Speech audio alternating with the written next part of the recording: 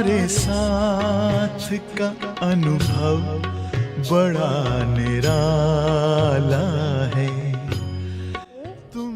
Forgive और forget, दो शब्द जरूर अंडरलाइन करने हैं, उसको प्रैक्टिकल में लाना है। हाँ जी। हमारे पास 6 दिन साकारवाणी चलती है और हफ्ते में 1 दिन हाँ अव्यक्तवाणी जी, पूरे हफ्ते के लिए हमें बाबा एक एक ही अव्यक्तवाणी सुनाते हैं। विशेष रूप से समय को सफल करना, तन मन धन समय श्वास संकल्प। ओम शांति। आप सभी भाई बहनों का मेरा बाबा मेरा अनुभव के इस एपिसोड में हार्दिक अभिनंदन है। जैसा कि आप सभी जानते हैं कि इस कार्यक्रम के माध्यम से हम सभी भाई बहनों के याद और ब्राह्मण जीवन के पुरुषार्थ का अनुभव आपके समक्ष प्रस्तुत करते हैं। तो अनुभवों की लेन देन करने के लिए आज हमने आमंत्रित किया है हम सभी के लिए आदर्श, बहुत ही शालीन, अनुभवी मूर्त, धैर्यशील आदरणीय शोभा दीदी जी को। ओम शांति दीदी। ओम शांति।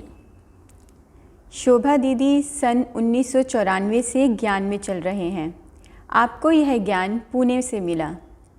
आपने अपने जीवन को 1994 में ही ईश्वरीय सेवाओं में समर्पित कर दिया था। टीचर्स ट्रेनिंग के बाद आपका दिल्ली आना हुआ। वर्तमान समय आप राजौरी गार्डन संबंधित फ्रेंड्स एनक्लेव नांगलोई तथा मुंडका का सफलतापूर्वक संचालन कर रहे हैं। तो शोभा दीदी, आपका बहुत बहुत स्वागत है हमारे इस कार्यक्रम मेरा बाबा मेरा अनुभव में। हमें बेहद खुशी है आप अपना बहुत ही कीमती समय निकाल करके हमारे साथ इस कार्यक्रम में हमारे साथ हैं। दीदी जी, आप हमें यह बताइए कि ब्राह्मण जीवन को सहज और शक्तिशाली बनाने के लिए हमें मुख्य रूप से क्या करना चाहिए? बहुत सुंदर प्रश्न पूछा है आपने। वास्तव में जब हम शूद्र से ब्राह्मण बनते हैं तो बाबा ने हम बच्चों को इस जीवन को श्रेष्ठ, आदर्श और शक्तिशाली बनाने के लिए बहुत सारी बातें सिखाई है।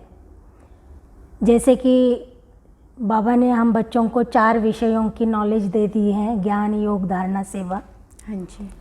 उसके साथ साथ इतना सुंदर और गहरा ज्ञान बाबा ने हम बच्चों को दिया है। ड्रामा का ज्ञान हो गया, कर्म की गहन गति का ज्ञान हो गया। हाँ जी। हमारे जन्मों की कहानी बाबा ने हम बच्चों को सुना दी। शास्त्रों की गहराई बाबा ने हम बच्चों को बता दी। हाँ जी। लेकिन विशेष रूप से मेरा अपना जो पुरुषार्थ है इस जीवन को शक्तिशाली बनाने के लिए, इसमें मैं ये मानती हूँ कि हमारी जो दिनचर्या है अमृत वेले से रात तक की, इस दिनचर्या के ऊपर हमें विशेष अटेंशन देने की आवश्यकता है। तो ब्राह्मण जीवन को सहज और शक्तिशाली बनाने के लिए विशेष अटेंशन आपने दिनचर्या पे खिंचवा रहे हैं। हाँ। हाँ जी। दिनचर्या में क्या है कि अमृत वेले से लेकर रात तक जो हमारी दिनचर्या बनी हुई है सबके लिए अलग अलग है। हाँ जी। टीचर्स बहनों के लिए अलग है। अच्छा। जो अपने घर गृहस्थ में रहने वाले भाई बहनें हैं उनमें जो माताएं हैं उनके लिए अलग है।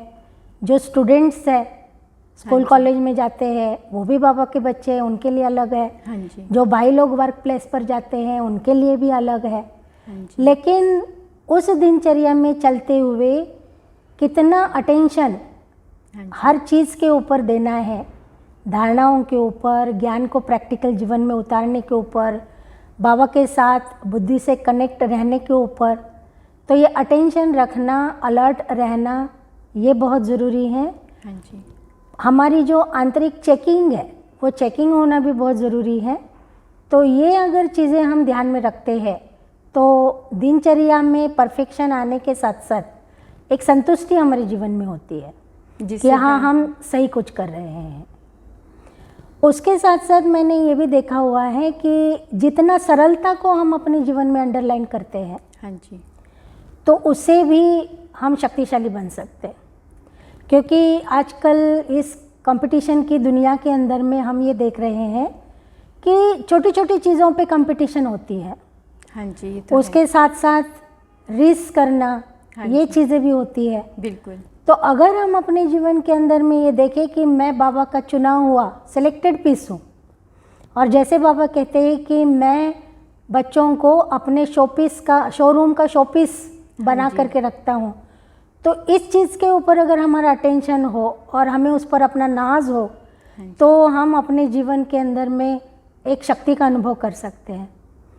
फिर मैंने अपने जीवन के अंदर में ये भी देखा है कि 2 चीज़ें बहुत ज़रूरी है। कई बार क्या होता है कि जब हम एक दूसरे के साथ संपर्क में आते हैं, हाँ जी, तो स्वभाव संस्कारों का टकराव तो होता ही है, नेचुरल है। उसको परिवर्तन करना यही हमारा मूल उद्देश्य है यहाँ आने का। हाँ जी, तो इन चीज़ों को साथ में रखते हुए फॉरगिव और फॉरगेट, हाँ जी, 2 शब्द 2 शब्द जरूर अंडरलाइन करने, उसको प्रैक्टिकल में लाना है। हाँ जी, हाँ जी, किसी की भी बात को मन के अंदर में हमें नहीं रखनी है, उसको साफ कर देना है और सामने वाली आत्मा को हमें क्षमा कर देना है। तुरंत फॉरगिव करें और तुरंत फॉरगेट कर दें। क्योंकि जितना देर तक हम उनके स्वभाव संस्कारों के कारण आए हुए उनके जो रिएक्शंस है या उनका जो व्यवहार है, तो उसको जितना हम अपने मन के अंदर में रखेंगे और उसका चिंतन करेंगे, उतना क्या है कि हमारे अपनी धारणाओं के ऊपर और हमारे योग के ऊपर उसका बहुत गलत इंप्रेशन जाता है। हाँ जी, हमारी खुद की बैटरी डिस्चार्ज होने लगेगी। तो इस कारण से अगर हम उसी समय भूल जाए और माफ़ कर दे, मैंने अपने जीवन में इन चीज़ों को अंडरलाइन किया। तो मुख्य आपने एक तो सरलता के गुण को अंडरलाइन करवाया, दिनचर्या को अंडरलाइन करवाया है। बहुत खूबसूरत आपने हमें समझाया कि ब्राह्मण जीवन को हम सहज और शक्तिशाली कैसे बना सकते हैं। तो अब हम आपसे पूछना चाहेंगे कि योगाभ्यास में आपकी विशेष रुचि किस में रहती है और साथ ही आप कैसे योगाभ्यास करते हैं? योग ये सब्जेक्ट सबसे महत्वपूर्ण सब्जेक्ट है, ये तो हम सभी जानते ही हैं। बिल्कुल दीदी। लेकिन योग अभ्यास में सबसे पहले बाबा ने हमें अपने स्वरूप की नॉलेज दी है। हाँ जी, बाबा ने आत्मा के जो 7 स्वरूपों के ऊपर अटेंशन खिंचवाया है। हाँ जी, मुझे उसी के आधार से योग करना बड़ा अच्छा लगता ये तो है। बहुत अच्छी बात है। क्योंकि जब हम कोई एक स्वरूप को लेकर के उसकी गहराई में चले जाते हैं, जैसे समझ लीजिए कि मैं शांत स्वरूप आत्मा हूँ, हाँ जी, और फिर जब शांति के सागर के साथ कनेक्ट हो जाते हैं, हाँ जी, तो वो जो कनेक्शन है वो हमें भरपूरता दिलाता है। मतलब एक टाइम में एक हम गुण को लेकर के योग कर रहे हैं कि मैं शांत स्वरूप आत्मा हूँ और बाबा शांति का सागर है, तब हम उनसे कनेक्ट हो रहे हैं। जैसे कुछ समय के लिए हम इसी में ही स्थित रहे। हाँ जी, अगर हम बार बार चेंज कर लेते हैं अपने स्वरूपों को, तो फिर उसमें हम अनुभव नहीं कर पाते। जैसे हम कितने समय के लिए किस चीज़ को प्रैक्टिस करें कि 10 मिनट करें, मिनिमम हम इतना करें? हम अपने जैसे 1 घंटे का योगाभ्यास हमें करना है। हाँ जी, तो 1 घंटे के योगाभ्यास में आप पूरा 1 घंटा शांत स्वरूप स्थिति में नहीं रह सकेंगे। हाँ जी, तो 10 मिनट या 15 मिनट के लिए अगर आप एक टारगेट बनाएं, हाँ जी, अगर आप अपने चिंतन के आधार से योगाभ्यास करते हैं तो बहुत अच्छी बात है। हाँ जी, लेकिन अगर आपको गीत या कमेंट्रीज के सहारे की आवश्यकता है, हाँ जी, तो जैसे शांत स्वरूप के ऊपर आपने योग करना है, हाँ जी, तो वो गीत बजा दिया शांति का सुंदर सा, हाँ जी, फिर उसके साथ शांति की कमेंट्री हो गई, फिर उसके बाद एक गीत बजा दिया, और पूरे टाइम ये ध्यान रखना है कि मेरा जो चिंतन की धारा है वो स्वरूप और सागर, हाँ जी, इन्हीं के बीच में जुड़ा हुआ होना चाहिए। तो दीदी इसके अलावा जैसे हमें खुद अपने लेवल पे हमें करना है, जैसे हमने गीत के संग नहीं करना है, तब हम क्या संकल्पों में, हम सिंगल संकल्प ये तो नहीं ले सकते हैं कि मैं शांत स्वरूप आत्मा हूँ, क्योंकि मन का स्वभाव है, वो तो मन बुद्धि तुरंत भटक जाएंगे।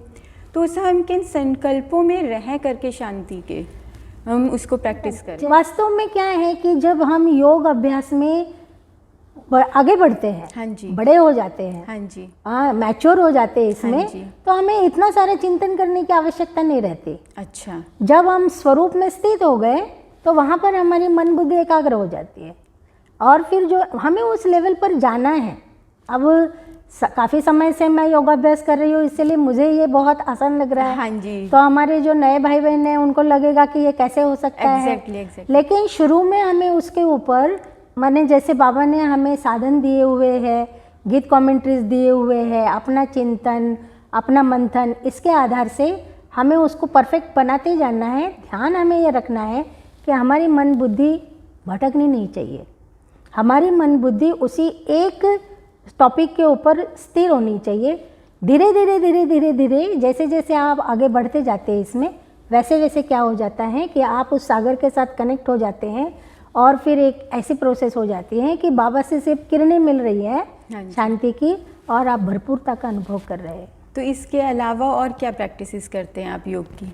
इसके अलावा जैसे चलते फिरते हम कर्म व्यवहार में होते हैं तो बार बार ये अटेंशन रखना कि वास्तव में मैं कर्म क्षेत्र पर किस स्वमान में आज हूँ। तो स्वमान का लिए भी पहले आत्मिक स्मृति हमें होनी चाहिए, बहुत जरूरी है, क्योंकि स्वमान तो आत्मा को ही रखना है। मैं कैसी आत्मा हूँ, तो उस स्वमान में रह करके कर्म क्षेत्र पर कर्म करते हुए उसका टेंशन। उसके साथ साथ जब हम किसी आत्मा से मिल रहे हैं तो उसको आत्मिक दृष्टि से देख रहे हैं, लेकिन उसके साथ साथ हम उसे क्या दे रहे हैं? शांति के वाइब्रेशन दे रहे हैं, पवित्रता के वाइब्रेशन दे रहे हैं, आनंद दे रहे हैं। हमारे व्यवहार से वो तो खाली वाइब्रेशन देने से नहीं होगा, हम जो व्यवहार करेंगे उनके साथ, हम कितना रिस्पेक्ट से उन्हें बुला रहे हैं, कैसे बिठा रहे हैं, किस तरह से हम उनसे बात कर रहे हैं, उनको हम पानी या टोली ऑफर कर रहे हैं। हमारे कर्मों से वो कर्मों से उन्हें जो है कि वो महसूस होगा कि मुझे ये कुछ मिल रहा है। तो इस तरह से जो है कर्म क्षेत्र पर रहते हुए भी हम अगर अपने स्वरूप में या अपने कॉन्शियस में है पूर्ण रीति से, तो हम आत्माओं को दे सकते हैं। बहुत बहुत अच्छा आपने हमें योग के बारे में बताया कि हमें किस विधि से योग करना चाहिए। जैसे कि आपने बताया कि हमें परम धाम में भी आत्मिक स्मृति में रह करके एक ही गुण को लेना है एक बारी में, फिर थोड़ी थोड़ी देर में हम उससे चेंज कर सकते हैं, लेकिन एक बारी में हम एक गुण को लें और फिर उस स्मृति में योग करें। तो दीदी अब हम आपके संग एक अलौकिक गेम खेलेंगे। अच्छा। हाँ जी, ये एक रैपिड फायर राउंड है। इसमें हम आपको 2 ऑप्शंस देंगे, उसमें से आपको एक सेलेक्ट करनी होगी। अच्छा। जो आपकी रुचि हो उसमें आप वो एक को सेलेक्ट कर सकते हैं। अच्छा। तो उसमें गेम है, उसमें आपको हम ऑप्शंस दे रहे हैं। पहला है कर्म योग, बैठक योग। कर्म योग। नेक्स्ट है प्रेम शांति। प्रेम। अव्यक्त वाणी, साकार वाणी। साकार वाणी। अनुशासन, रमणीकता। अनुशासन। मुरली शिक्षक के रूप में, मुरली स्टूडेंट के रूप में। स्टूडेंट के रूप में। बहुत अच्छा दीदी, लेकिन अब आप हमें ये बताइए कि आपने कर्म योग और बैठक योग में से कर्म योग को क्यों चूज़ किया? कर्म क्षेत्र पर आप 8 घंटे रहते हैं, 10 घंटे रहते, 12 घंटे रहते। हाँ जी बिल्कुल। और बैठक का योग जो होता है आपका अमृत वेले आप बैठते हैं। हाँ जी। उसके बाद मुरली क्लास के पहले, मुरली क्लास के बाद। हाँ जी। सारा दिन आप कर्म क्षेत्र पर जब कर्म करते हैं उस समय आपकी जो योग की स्थिति होती है, हाँ जी, वो योग की स्थिति ही आपको बैठक के योग में अनुभव करा कर जाती है या उसमें फायदा दिला कर जाती है। हाँ जी। तो कर्म योगी बन करके अगर आपने कर्म क्षेत्र पर कर्म किया है तो आपको बैठक के योग में मेहनत करने की आवश्यकता ही नहीं है। ये तो बहुत आपने बहुत अच्छा बताया है कि हम कर्म योगी जीवन जब जीते हैं तो हमारा बैठक योग बहुत ही सहज और सरल हो जाता है। सरल हो जाता है। और आपने प्रेम और शांति में से प्रेम को चूज़ किया है।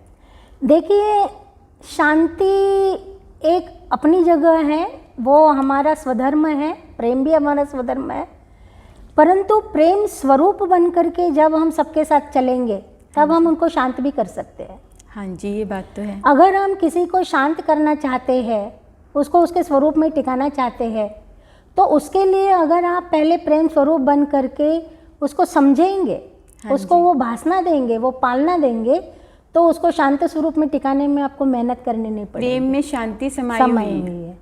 शांति में प्रेम समाया हुआ है, प्रेम में शांति समाई हुई है। बहुत अच्छा दीदी।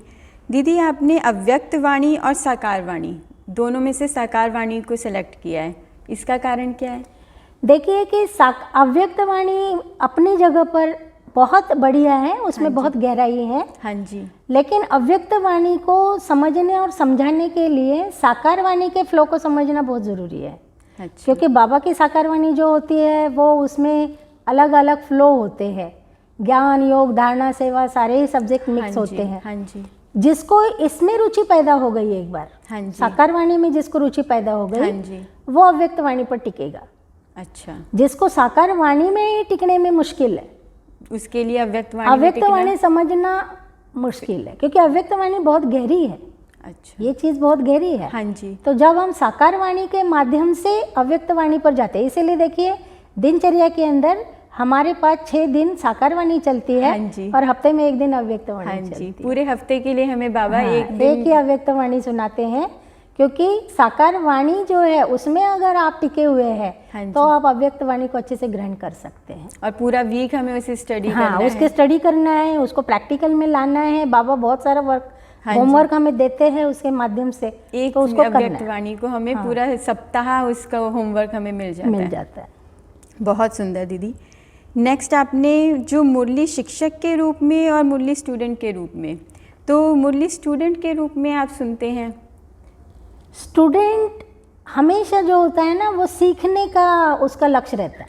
तो आप हर समय मुरली से अगर सीखते हैं। आपकी लाइफ के अंदर में आपने ये लक्ष्य रखा हुआ है ना कि मैं स्टूडेंट हूँ, हाँ जी, तो आपके अंदर में वो हर गुण आएंगे। आप नम्र बनेंगे, आप आज्ञाकारी बनेंगे, हाँ जी, आप झुकेंगे भी, आप सीखने का लक्ष्य रखेंगे, और फिर आप बढ़ते जाएंगे। हम वो ओपन माइंडेड होकर उसे हाँ सुन जी। रहे हैं जब। जैसे कहते हैं ना कि बुढ़ापे तक इंसान को सीखना चाहिए। हाँ जी, बिल्कुल। बुढ़ापे तक जो स्टूडेंट बन करके रहता है ना, एक बार अगर मेरे अंदर में ये कॉन्शियस आ गया ना कि मैं टीचर हूँ, तो सीखना मैं बंद- टीचर हूँ, तो मेरे सीखना बंद हो जाएगा। सीखना बंद हो जाए। और अगर मैं स्टडी नहीं करूँगी तो मैं दूसरों को कैसे सिखा पाऊँगी? हाँ जी, सीखना और सिखाना। सीखना और सिखाना, तो मैं पहले अगर सीखूंगी तो दूसरों को सिखा पाऊंगी।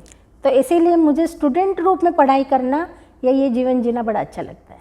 और दीदी, जैसे आपने अनुशासन और रमणीकता, तो इसमें से आपने चूज़ किया अनुशासन को, तो रमणीकता क्यों नहीं आपने चूज़ की? देखिए, रमणीकता अपनी जगह है। जैसे हम संगठन में आते हैं और कोई प्रोग्राम फंक्शंस होते हैं या इस तरह के कोई वाक़यात होते हैं, तो उस समय रमणीक हमें होना चाहिए, और हम होते भी हैं। लेकिन कई बार क्या होता है कि रमणीकता जो है वो हमें अनुशासन से हटा देती है, बहुत बार ऐसा और हो बहुत जाता है। बार ऐसे होता है, मैंने देखा हुआ है। तो इस कारण से रमणीकता भी हो तो वो अनुशासन में रह करके होनी चाहिए। तो हम जब अनुशासित होकर के रमणीकता में आते हैं। तो राइट है। देखिए, कोई भी बात है, अगर हमें स्माइल देनी है हाँ जी, तो हम किस तरह से देते हैं? अनुशासित होकर के अगर हम स्माइल देंगे तो वो हमें अच्छी लगती है। हाँ जी, लेकिन अगर हम खाली रमणीकता के बेस पर ठाके लगा रहे हैं तो वो अच्छा भी नहीं लगता। समय, सभ्यता सिचुएशन, सारी कुछ देख करके अगर हम अनुशासित होकर के रमणीकता में आ जाते हैं तो उसका क्या होता है, एक सुंदर वातावरण बनता है, जिसको हम कहेंगे कि रूहानियत का अलौकिक वातावरण। तो वो वातावरण बनाने का हमारा लक्ष्य होता है। दुनियावी लोगों की तरह हमारा तो नहीं है ना, रमणीक हो गए तो कैसे भी हो गए। हाँ तो जी। इसीलिए अनुशासित होकर रमणीकता। बहुत खूबसूरत आपने सारे क्वेश्चंस के आंसर दिए। दीदी, आप हमें ये भी बताइए कि अब जो समय चल रहा है, उस समय को देखते हुए आपके अनुसार हमारे ब्राह्मण भाई बहनों का पुरुषार्थ अभी कैसा होना चाहिए? तो आप हम सभी भाई बहनों को इसके विषय में थोड़ा सा बताइए। ओम शांति। वर्तमान समय हम ये देख रहे हैं, कोरोना काल के बाद हमारे ब्राह्मण भाई बहनें थोड़े ढीले हो गए हैं।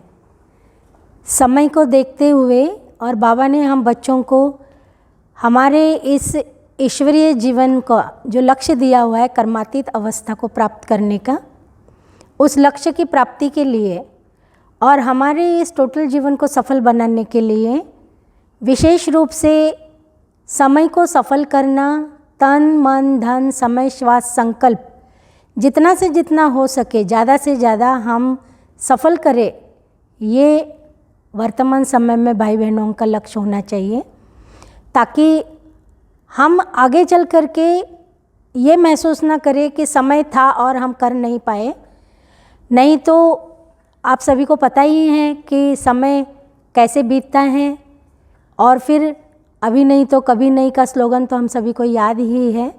तो इसीलिए इस बात पर विशेष अटेंशन दे करके कोई भी बातें, कोई भी परिस्थितियाँ हमें रोके नहीं, हमें रुकाए नहीं, और हम आगे से आगे खुद भी बढ़े और अन्य आत्माओं को भी अपने साथ आगे बढ़ाते हुए चले, यही मेरी सभी के प्रति शुभ भावना और शुभकामनाएं हैं।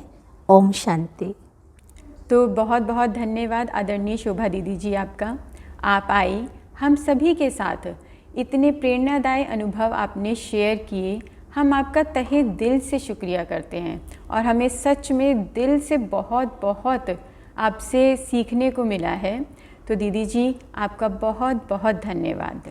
मुझे भी यहाँ आकर आपके साथ बातचीत करके बहुत खुशी मिली और आपका भी बहुत बहुत धन्यवाद। शुक्रिया। तो आप सभी ने सुना कि कैसे शोभा दीदी जी ने हमें ब्राह्मण जीवन को सहज और शक्तिशाली बनाने के लिए हमें सरलता के गुण को, दिनचर्या पे और साथ ही स्वभाव संस्कार पे अटेंशन खिंचवाया। याद की यात्रा को शक्तिशाली कैसे बनाएं, ये हमें अच्छे से समझाया। तो आशा करते हैं आप सभी ने दीदी के अनुभवों से अवश्य लाभ लिया होगा। तो मिलते हैं आपसे नए मेहमान के साथ हमारे अगले एपिसोड में। तब तक के लिए खुश रहिए, खुशियाँ बांटते रहिए। अच्छा, ओम शांति। तुम्हारे साथ का अनुभव बड़ा निराला है। तुम्हारे साथ का अनुभव बड़ा निराला